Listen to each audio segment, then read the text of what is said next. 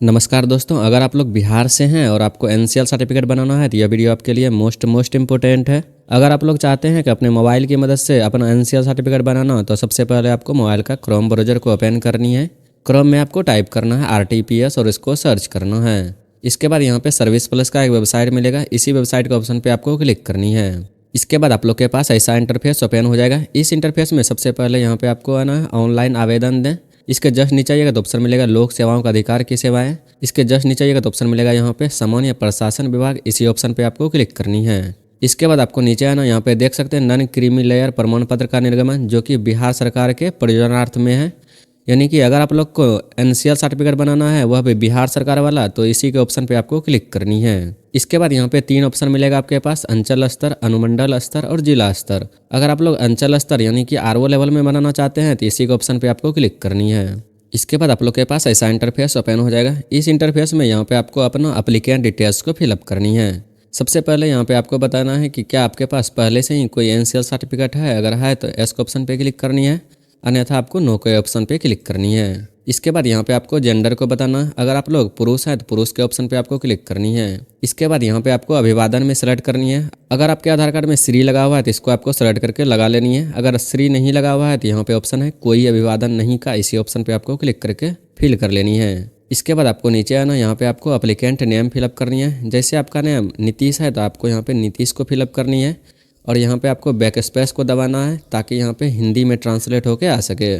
इसके बाद date of birth को यहाँ पे आपको फिलअप करनी है। जो भी डेट ऑफ बर्थ होगा उसको यहाँ पे सेलेक्ट करके इस कैलेंडर की मदद से फिल कर सकते हैं। डेट ऑफ बर्थ फिल करने के बाद आपको यहाँ पे आना है, अपना यहाँ पे आधार कार्ड नंबर को फिलअप करनी है। आधार कार्ड नंबर उसको फिलअप करनी है जिसका आधार संख्या मोबाइल नंबर से लिंक होगा। अगर आधार कार्ड मोबाइल नंबर से लिंक नहीं है तो इसे आप लोग नहीं फिल करेंगे। इसके बाद आपको नीचे आना, यहाँ पे आपको अपना रेसिडेंस एड्रेस को फिलअप करनी है। फर्स्ट ऑफ ऑल यहाँ पे आपको परमानेंट एड्रेस को फिलअप करनी है। परमानेंट एड्रेस फिलअप करने के लिए यहाँ पे आपको अपना स्टेट को सेलेक्ट कर लेनी है। इसके बाद यहाँ पे आपको डिस्ट्रिक्ट को सेलेक्ट करनी है। इसके बाद यहाँ पे सब डिवीजन का ऑप्शन दिया गया है, इसको सेलेक्ट करके फिल कर लेनी है। इसके बाद यहाँ पे आपको प्रखंड को सेलेक्ट कर लेनी है। इसके बाद ग्राम या मोहल्ला का नाम को यहाँ पे आपको फिलअप कर लेनी है। इसके बाद यहाँ पे आपको वार्ड नंबर को फिलअप करनी है। इसके बाद पुलिस स्टेशन को आपको फिलअप कर लेनी है। डाकघर को फिलअप करना है। इसके बाद नीचे आना, यहाँ पे अगर आप लोग को होल्डिंग नंबर मालूम है तो इसको फिल करना है, अगर नहीं है तो इसे आप लोग खाली छोड़ सकते हैं। इसके बाद अगर सर्कल नंबर मालूम है तो इसको आपको फिलअप करनी है, अन्यथा इसे आप लोग खाली भी छोड़ सकते हैं। इसके बाद यहाँ पे आपको अपना पिन कोड को फिलअप कर लेनी है। इसके बाद यहाँ पे आपको बताना है स्थानीय निकाय का प्रकार में। अगर आप लोग ग्राम पंचायत से बिलोंग्स करते हैं तो इसको आपको सेलेक्ट कर लेनी है। अगर आप लोग नगर निगम से बिलोंग्स करते हैं तो इसको आपको सेलेक्ट करनी है। अगर आप लोग नगर पंचायत से बिलोंग्स करते हैं तो इसको आपको सेलेक्ट करनी है। अगर आप लोग नगर परिषद से बिलोंग्स करते हैं तो इसको आपको सेलेक्ट करनी है। इनमें से कोई भी एक डिटेल्स को आपको यहाँ पे अपने अनुसार फिल कर लेनी है। इसके बाद आपको नीचे आना, यहाँ पे अगर आप लोग ग्राम पंचायत को सेलेक्ट कीजिएगा तो यहाँ पे ग्राम पंचायत का लिस्ट ओपन हो जाएगा। आप लोग अपने अनुसार सेलेक्ट करके फिल कर सकते हैं। परमानेंट एड्रेस फिल करने के बाद आपको नीचे आना, यहाँ पे आपको टेम्प्रोरी एड्रेस यानी कि अस्थायी पता को फिल करनी है। अगर आप लोग दोनों सेम रखना चाहते हैं तो यहाँ पे ऑप्शन दिया गया ऊपर जैसा का, यहाँ पे आपको क्लिक करनी है। इसके बाद दोनों सेम फिल हो जाएगा। अगर आप लोग अलग अलग फिल करना चाहते हैं तो यहाँ पे आप लोग अलग अलग भी फिल कर सकते हैं। इतना डिटेल्स फिल करने के बाद आपको नीचे आना, यहाँ पे आपको रिलीजन यानी कि धर्म बताना। अगर आप लोग हिंदू है तो यहाँ पे आपको हिंदू को फिल कर ली है। अगर आप लोग मुस्लिम है तो यहाँ पे आपको मुस्लिम को फिल करनी है। आप लोग अपने अनुसार इसे फिल कर सकते हैं। इसके बाद आपको नीचे आना, यहाँ पे आपको वर्ग यानी कि कैटेगरी को बताना है। अगर आप लोग अत्यंत पिछड़ा वर्ग से बिलोंग्स करते हैं तो इसको आपको सेलेक्ट करके फिल कर लेनी है। अगर आप लोग पिछड़ा वर्ग से बिलोंग्स करते हैं तो इसको आपको सेलेक्ट करके फिल कर लेनी है। इसके बाद यहाँ पे आपको अपना कास्ट को बताना है, किस कास्ट से आप लोग बिलोंग्स करते हैं उसका लिस्ट यहाँ पे दिया रहता है। आप लोग अपने अनुसार सेलेक्ट करके फिल कर सकते हैं। कास्ट फिल करने के बाद आपको नीचे आना, यहाँ पे सब कास्ट का ऑप्शन दिया गया है। अगर आप लोग का सब कास्ट होगा तो यहाँ पे लिस्ट शो करेगा, अगर नहीं होगा तो यहाँ पे कुछ भी शो नहीं करेगा। इसे आप लोग खाली भी छोड़ सकते हैं। इसके बाद आपको नीचे आना, यहाँ पे पैसा को बताना है यानी कि ऑक्यूपेशन आप लोग क्या करते हैं उस डिटेल्स को यहाँ पे आपको फिलअप करनी है। अगर आप लोग स्टूडेंट है तो स्टूडेंट के ऑप्शन पे आपको सेलेक्ट कर लेनी है। इसके बाद जो आवेदन कर रहे हैं उसके फादर का नेम यहाँ पे आपको फिलअप करनी है। जैसे ही फादर का नेम फिलअप हो जाए यहाँ पे आपको बैक स्पेस को दबाना है ताकि यहाँ पे हिंदी में ट्रांसलेट होकर आ सके। इसके साथ ही अगर कोई महिला आवेदन कर रही है तो यहाँ पे उसको हस्बैंड का नेम को फिलअप करनी है और यहाँ पे आपको बैक स्पेस दबाना है ताकि यहाँ पे हिंदी में ट्रांसलेट होकर आ सके। इतना डिटेल्स फिल करने के बाद आपको नीचे आना, यहाँ पे मदर नेम को फिल करनी है। जो भी एप्लीकेंट होगा उसका मदर नेम यहाँ पे आपको फिल करना है। इसके बाद बैक स्पेस दबाना है ताकि यहाँ पे हिंदी में ट्रांसलेट होकर आ सके। इसके बाद आपको नीचे आना, यहाँ पे मोबाइल नंबर को फिलअप करनी है। मोबाइल नंबर फिलअप करने के बाद आपके मोबाइल नंबर पे एक OTP आएगा, उस OTP को यहाँ पे आपको फिलअप करनी है। इसके बाद वैलिडेट के ऑप्शन पे आपको क्लिक करनी है। इसके बाद आप लोग के पास ऐसा एक न्यू पॉपअप ओपन हो जाएगा जिसमें यहाँ पे देख सकते हैं मेरा वेरीफाई हो चुका है OTP। इसके बाद ओके के ऑप्शन पे आपको क्लिक करनी है। इसके बाद यहाँ पे ऑप्शन आता है ईमेल आईडी का। यहाँ पे आपको अपना ईमेल आईडी को फिलअप कर लेनी है। ईमेल आईडी फिलअप करने के बाद आपको नीचे है ना, यहाँ पे आपको पिता, अभिभावक या पति की स्थिति का डिटेल्स यहाँ पे आपको फिलअप करनी है। अगर आप लोग का पिता कोई संवैधानिक पद पर है यानी कि सरकारी नौकरी में है तो उसका डिटेल्स यहाँ पे आपको फिलअप करनी है। किस संवैधानिक पद पर है, अगर पिता है तो यहाँ पे आपको पिता का नाम फिलअप करनी है। माता है तो माता का नाम फिलअप करना है। अगर पति है तो पति का नाम यहाँ पे फिलअप करनी है। सरकारी सेवा यहाँ पे फिल करना है। अगर केंद्र से है तो केंद्र का नाम यहाँ पे फिलअप करनी है। राज्य से है तो राज्य का नाम यहाँ पे आपको फिलअप करनी है। पद नाम फिलअप करना है। वेतनमान फिलअप करना है। नियुक्ति की तिथि आपको यहाँ पे फिलअप करनी है। अगर आप लोग का फादर या पति या पिता सरकारी नौकरी में नहीं है तो इसे आप लोग नहीं फिल करेंगे। आपको फिल करना है नीचे का ऑप्शन। नीचे आइएगा तो ऑप्शन मिलेगा यहाँ पे 6 नंबर का। यहाँ पे आपको आय का डिटेल्स को फिलअप करनी है। सबसे पहले यहाँ पे आपको अपना आय प्रमाण पत्र को ओपन करनी है। उसमें देखना है नौकरी से आय में कितना आप लोग फिलअप किए थे। अगर 0 फिल किए हैं तो यहाँ पे आपको 0 फिल करनी है। पेंशन से आय अगर आप लोग 0 फिल किए हैं तो यहाँ पे आपको 0 फिल कर लेनी है। इसके बाद व्यवसाय से आय अगर 0 है तो यहाँ पे आपको 0 फिल करनी है। अगर कृषि से आय 95,000 है तो यहाँ पे आपको 95,000 फिल कर लेनी है। इसके बाद यहाँ पे आपको बताना है क्या आप लोग कर भुगतान करते हैं। अगर नहीं करते हैं तो नहीं के ऑप्शन पे आपको यहाँ पे क्लिक करनी है। इसके बाद यहाँ पे आपको आना है। यहाँ पे आपको बताना है कि आप लोग का संपत्ति कर के अंतर्गत है।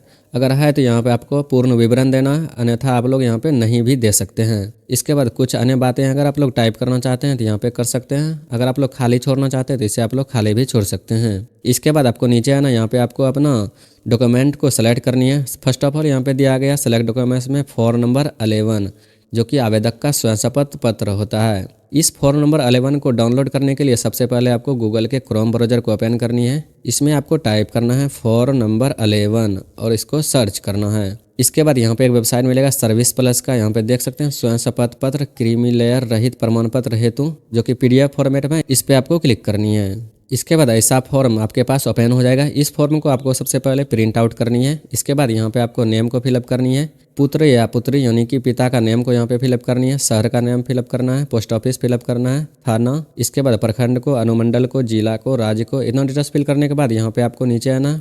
1 नंबर में आपको यहाँ पे फिलअप करनी है आप लोग किस जाति से बिलोंग्स करते हैं। अगर आप लोग यादव है तो यहाँ पे आपको यादव फिल कर लेनी है। इसके बाद आपको नीचे आना, यहाँ पे आपको बताना है मेरे माता या पिता के वेतन से वार्षिक आय। अगर शून्य है वेतन से वार्षिक आय तो यहाँ पे आपको शून्य फिल कर लेनी है। इसके बाद आपको नीचे आना, यहाँ पे 5 नंबर में बताना है मेरे माता या पिता का अन्य स्रोत यानी कि बिजनेस से आय क्या है। अगर आपके आय प्रमाण पत्र में 95,000 है तो यहाँ पे 95,000 शब्दों में आपको लिखनी है। इतना डिटेल्स फिल करने के बाद आपको नीचे आना, यहाँ पे आपको अपना नाम फिल कर लेनी है। नीचे आपको हस्ताक्षर कर लेनी है। स्थान को फिल कर लेनी है। दिनांक को फिल करना है। इतना डिटेल्स फिल करने के बाद इसको आपको स्कैन करके PDF फॉर्मेट में कन्वर्ट करके अपने पास सुरक्षित रख लेनी है।